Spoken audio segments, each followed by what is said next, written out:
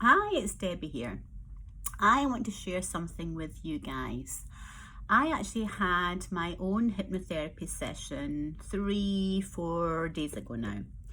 I want to share that experience with you as it was different for me because I'm used to being the clinical hypnotherapist, life coach, etc. But I found this wonderful hypnotherapist online. He's not in Tampa and it's a male, and I've never worked with him before. In fact, I never even heard of this guy before. So anyway, this is how my session went. Issue being, I wanted to go back to the root cause and find out why that sometimes at night time I'll wake up once, twice, 4 times. Sometimes I don't. I sleep all night through.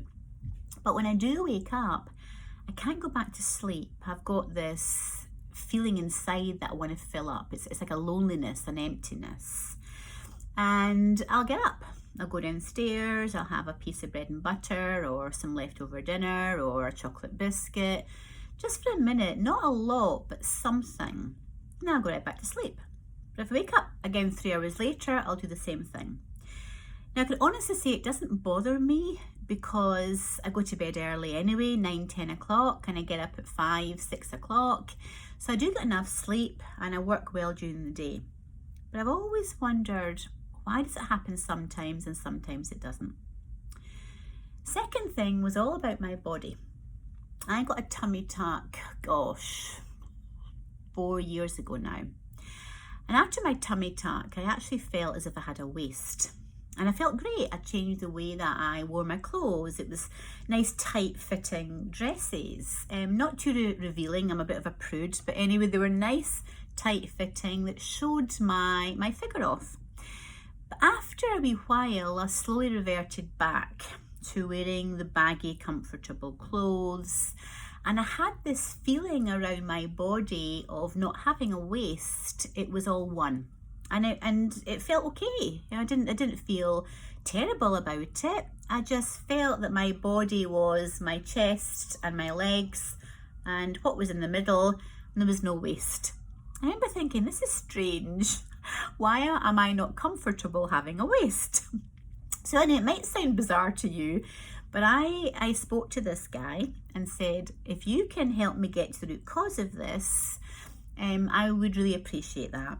And he said, well, how would life be different when we find out where that comes from and change these behaviours? And I said, I think I would be terrible as far as energy because I'd have more.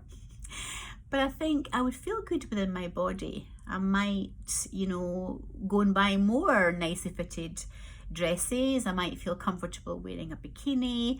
And I might just feel that I could express myself in more brighter colours. So we went there. Well, lo and behold, you're never going to believe where that went back to. I'm going to have a sip of my coffee. It went back to my childhood, and it was at 3 or 4 events.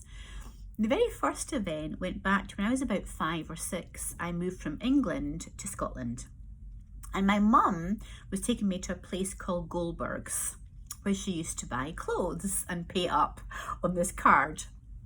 And she walked in and I saw a lovely grey skirt and white blouse.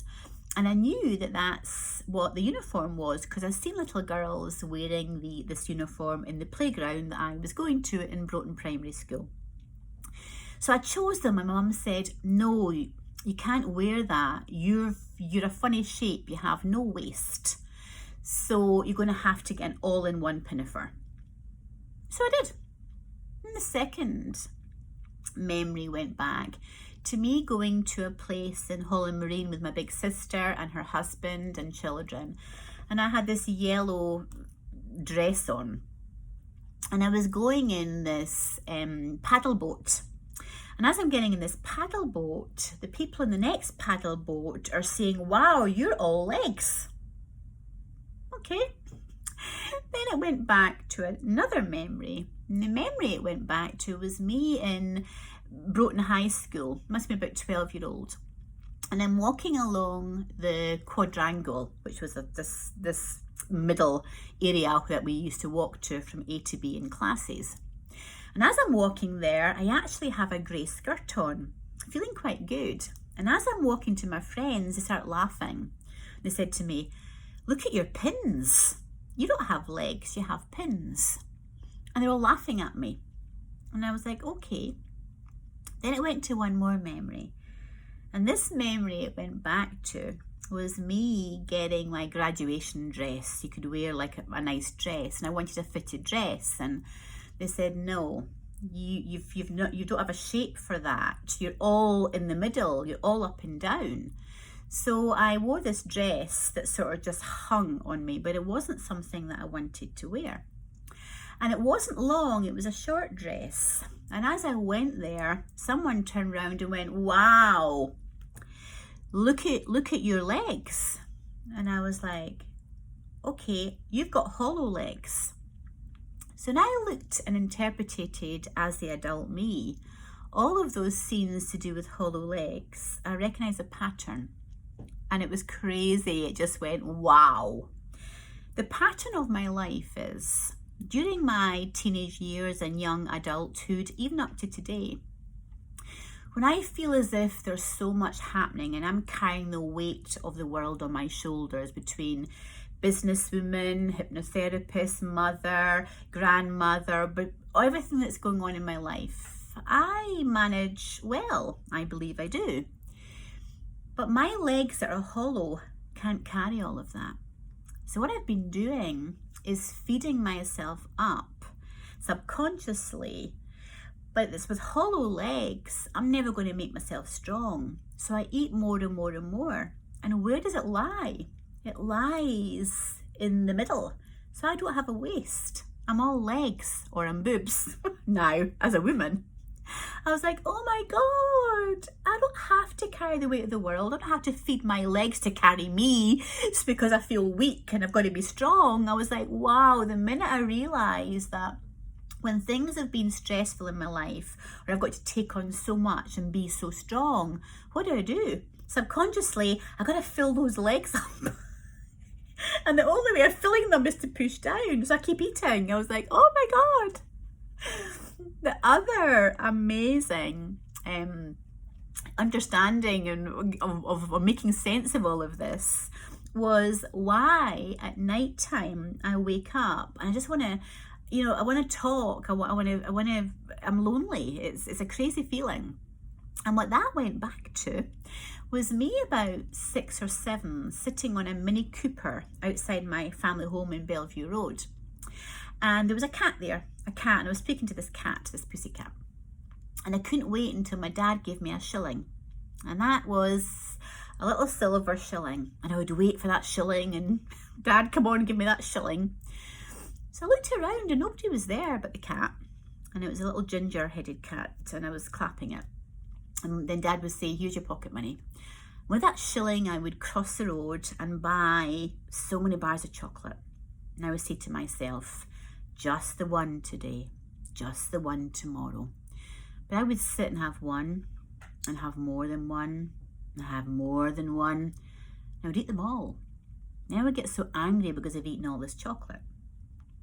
So I thought, I don't see why that's relevant to why I wake up today.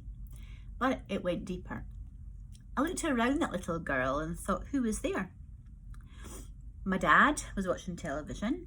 My mum was sleeping because she would work, she would do some breakfast waitressing in a hotel or Silver Nows an area not far from where we lived. And she would be away at 6 o'clock in the morning. She'd come back at 11 and she would sleep on a Saturday to catch up. So we asked that part of Debbie that turned to chocolate what she wanted. Well, she wanted Mum. She wanted Mum to talk to her. She wanted some attention from Mum, but Mum was sleeping. Like, how's that relevant? So we asked that part that ate all the chocolates, what was it doing for Debbie? It's comforting her. It's making her feel good inside. Okay. So how old was Debbie when she created this part? Wow, she was 8-year-old. How's that playing out today? Oh, exactly like that. So then it said that role that Debbie created this chocolate eating for, that couldn't say no, couldn't stop, had to eat them all, what did that part become? And it became her friend. It became her friend that was really consistent, and it never let her down, because every Saturday I would get that shilling, and my friend would be there for me and wouldn't leave me, and it would be my comforter. So I thought, how is that playing out your life? Wow. I made sense of this all through my married years. I would wake up in the middle of the night and think, gosh, even my first husband, I would say, why, wake up, talk to me, give me some attention. And he wouldn't. So I would just go and eat more chocolate. And then with my husband today, I'll say, wake up. And he'll say, oh no, leave me alone. And I'll say, okay. So I'll go downstairs and I'll eat. I was like, oh my God, the minute I understood all of this, I managed to erase all of the thoughts that little kid in me took from it. And I'll tell you the magic thing in all of this. It's been day 4, day 5 now, and I've slept great. I have woke up, but I've woke up, I went to the loo, I clapped the dogs, I went back to bed and fallen right to sleep. And I've hardly eaten. I've get in the morning and I've had my almond milk coffee. I've seen my clients, and the need to eat or even fill myself up is gone.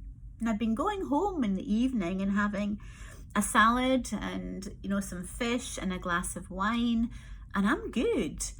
And this morning I got dressed and I thought, I can feel my waist, and it's okay to have a waist.